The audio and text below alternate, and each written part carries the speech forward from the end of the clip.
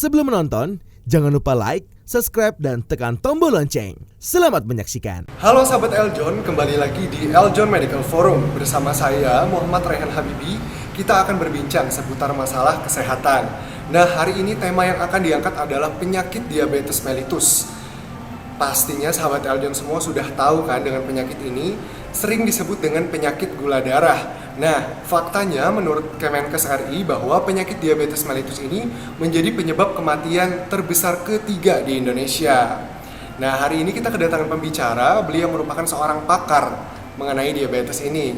Beliau merupakan seorang dokter penyakit dalam di RSUD Dr. Sutomo Surabaya dan juga seorang dosen di Fakultas Kedokteran Universitas Airlangga Surabaya, yaitu Dr. Hermina Novida, spesialis penyakit dalam, konsultan endokrin metabolik diabetes. Halo Dr. Hermina. Halo, Assalamualaikum Mas. Waalaikumsalam. Sehat-sehat ya? Alhamdulillah. Apa kabar nih dokter? Baik, Alhamdulillah. Alhamdulillah. Oke, mungkin kita langsung saja ya dokter, kita mulai. Nah, kalau di masyarakat nih dokter, penyakit diabetes mellitus ini kan sering sekali disebut dengan penyakit gula darah. Kalau dari pakarnya langsung nih dokter, apa sih dokter definisi dari diabetes mellitus ini? Ya, jadi diabetes mellitus ya, atau yang orang awam itu sering menyebut dengan nama kencing manis, itu sebetulnya adalah gangguan pada metabolisme karbohidrat yang ditandai dengan adanya kenaikan kadar gula darah di dalam tubuh tersebut dalam jangka waktu yang terus-menerus, maka akan menimbulkan berbagai masalah di bidang kesehatan. Itu yang disebut dengan diabetes atau kencing manis ya. Nah, kenapa disebut dengan kencing manis? Karena memang pasien-pasien diabetes mellitus itu akan mengeluarkan gula darah yang tinggi tadi ke dalam kencing, sehingga pada saat awal ditemukan itu kencingnya itu dirubung semut ya, istilahnya banyak semutnya karena kadar gula darah di dalam kencingnya tadi tinggi. Nah, itu yang mendasari kenapa awalnya disebut dengan kencing manis. Oke, baik dokter. Jadi sampai kencingnya bisa dihurung semut gitu ya dokter, saking manisnya ya dok. Baik dokter. Untuk pertanyaan selanjutnya di dokter, bagaimana sih dok keadaan diabetes mellitus sekarang di Indonesia? Ya, jadi Indonesia dari data International Diabetes Federation tahun 2019 ya, ternyata ada di peringkat ke-7 sebagai negara dengan jumlah pasien diabetes terbanyak di dunia. Jadi lebih dari 10 juta orang di Indonesia ini menderita diabetes. Dan ternyata hampir separuh itu tidak terdiagnosis ya. Jadi karena tidak terdiagnosis secara dini, seringkali mereka datang dalam kondisi terlambat. Nah, sedangkan dari prediabetes sendiri, jadi prediabetes itu kondisi yang mendahului diabetes ya. Jadi di mana gula darah itu sudah tidak normal, tapi belum sampai masuk kriteria diabetes. Nah, itu ternyata Indonesia ada di peringkat ke-3. Nah, dengan jumlah penderita lebih dari sekitar 29 juta orang. Jadi inilah pasien-pasien prediabetes inilah yang nantinya akan menjadi kandidat pasien diabetes kalau kita tidak melakukan intervensi secara demikian Dr. Rehan. Baik dokter. Nah dokter, kemudian saya sering nih dokter mendengar tipe-tipe diabetes. Ada yang masyarakat menyebutnya diabetes 1, diabetes 2, diabetes pas hamil. Apakah memang ada jenis-jenis tertentu dari diabetes mellitus ini dokter? Ya, kalau orang awam itu justru seringnya diabetes basah dan kering. Nah, itu sering sekali kalau nanti di tempat praktek itu ditanyakan, "Dok, kayak ini diabetesnya basah atau kering?" Padahal tidak ada klasifikasi diabetes seperti itu. Yang ada itu diabetes diklasifikasikan menjadi 4. Yang pertama adalah diabetes tipe 1. Jadi kalau diabetes tipe 1 ini dasarnya biasanya karena autoimun ya. Terjadi kerusakan pada pankreas sehingga tidak bisa memproduksi insulin.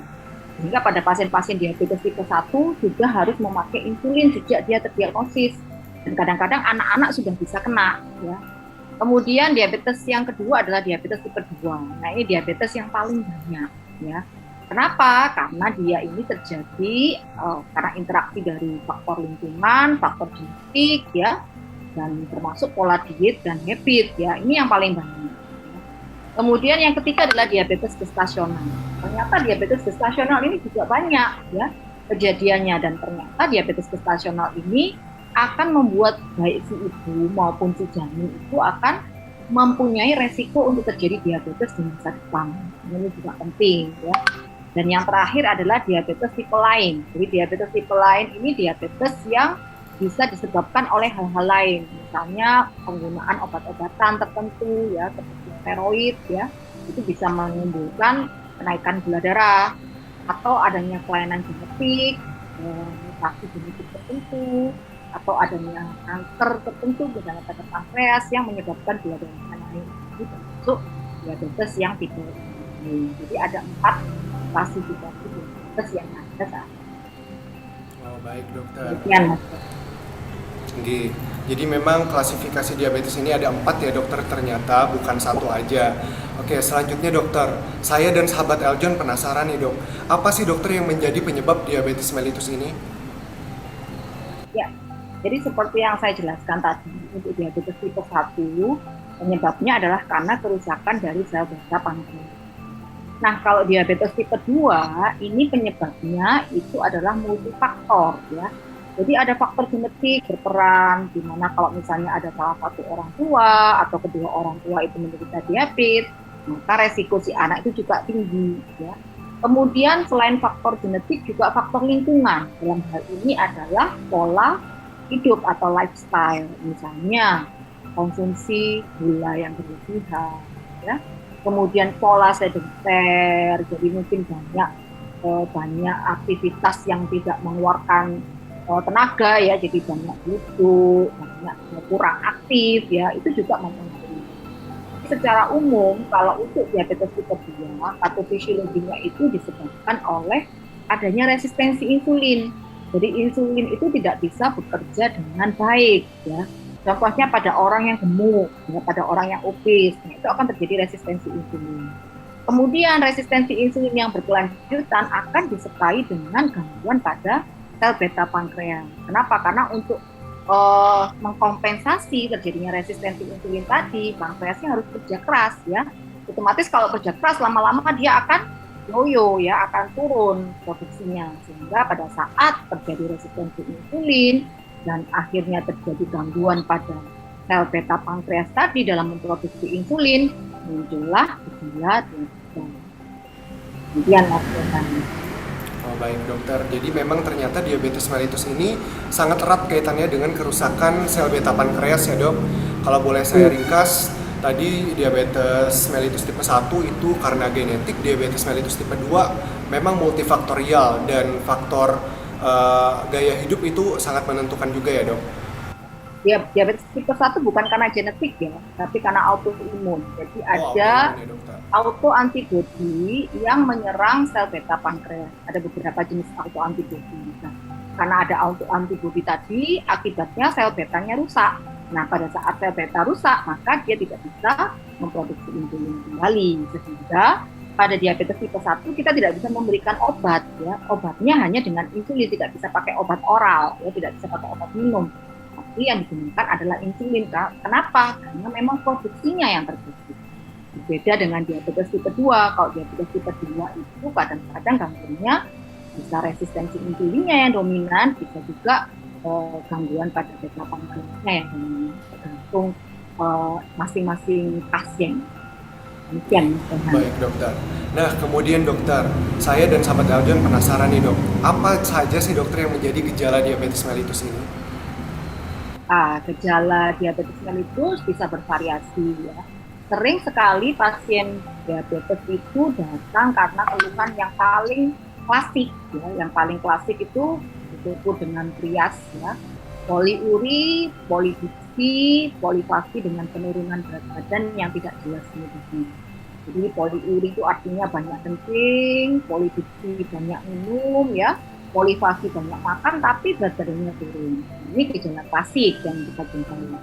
Namun ada juga beberapa gejala lain yang bisa kita jumpai. Misalnya pada ibu hamil, dia melahirkan bayi dengan berat badan bisa lebih dari 4 kilo. Ini harus hati-hati ya. Jadi melahirkan bayi dengan berat badan besar itu belum tentu baik ya, tapi bisa jadi itu berbeda seperti itu. Kemudian gejala yang lain adalah sering gonta-ganti kacamata ya, karena visusnya terganggu.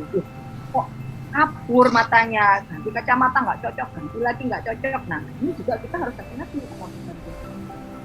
Kemudian gejala yang lain lagi bisa juga adanya luka yang tidak sembuh-sembuh. Tapi bukan berarti kalau tidak ada luka, dia terbebas dari diabetes, belum tentu juga ya.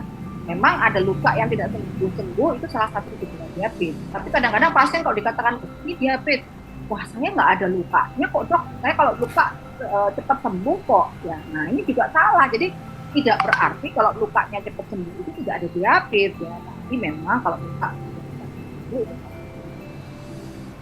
Kemudian gejala yang sering pada bapak-bapak ini ya, itu adalah gangguan ereksi ya. Nah ini sering nanti datangnya ke pengobatan alternatif ya, cari jamu kuat ya, padahal ternyata diabetes ya. Dan pada ibu-ibu sering juga datang dengan keluhan gangguan di kaki. Mungkin ada keputihan, ada infeksi jamur ya. Nah ini salah satu gejala diabetes. Tapi sebetulnya kalau kita menunggu gejala diabetes muncul itu sebetulnya sudah agak terlambat ya. Sudah agak terlambat. Kenapa? Karena berarti gula darahnya sudah tinggi ya.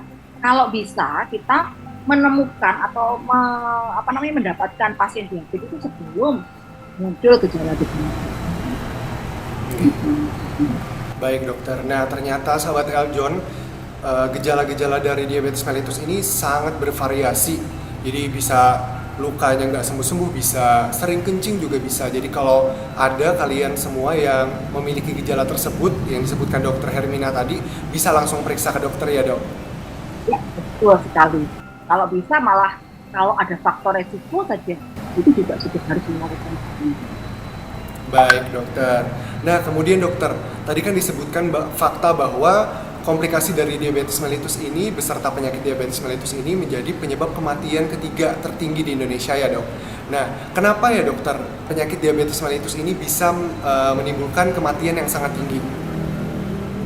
Jadi kematian yang ditimbulkan oleh diabetes itu bisa terjadi karena komplikasi akut maupun komplikasi kronik.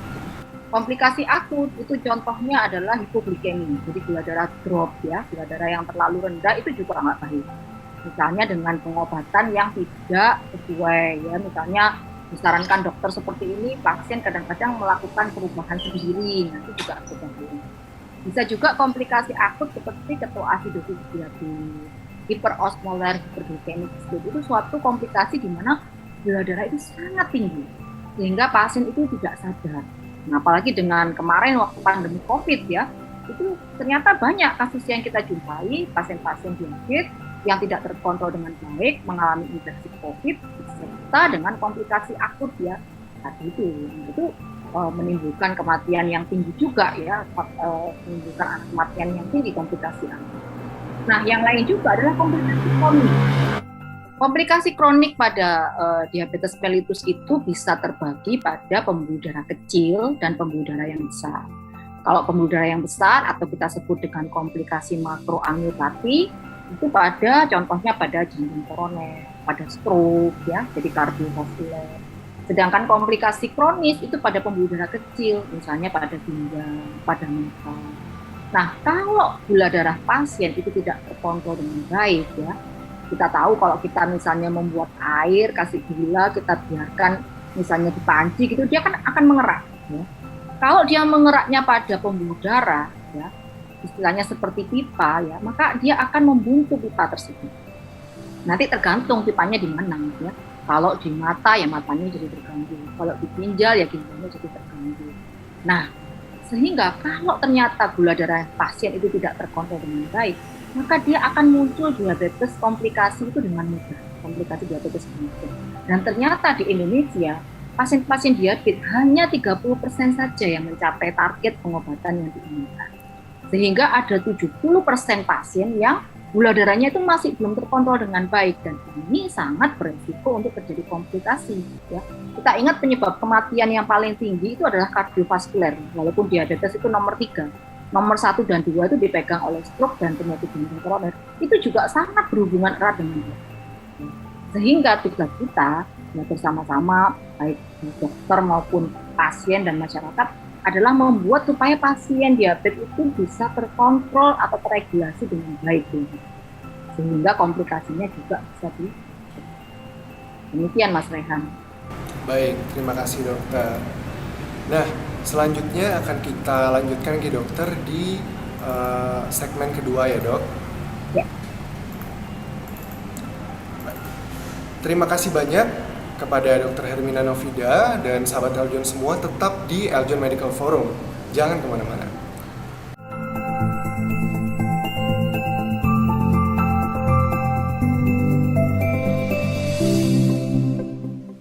Hai sahabat Eljon, wah kayaknya seru banget nih nontonnya. Pasti kalian udah like dan subscribe dong.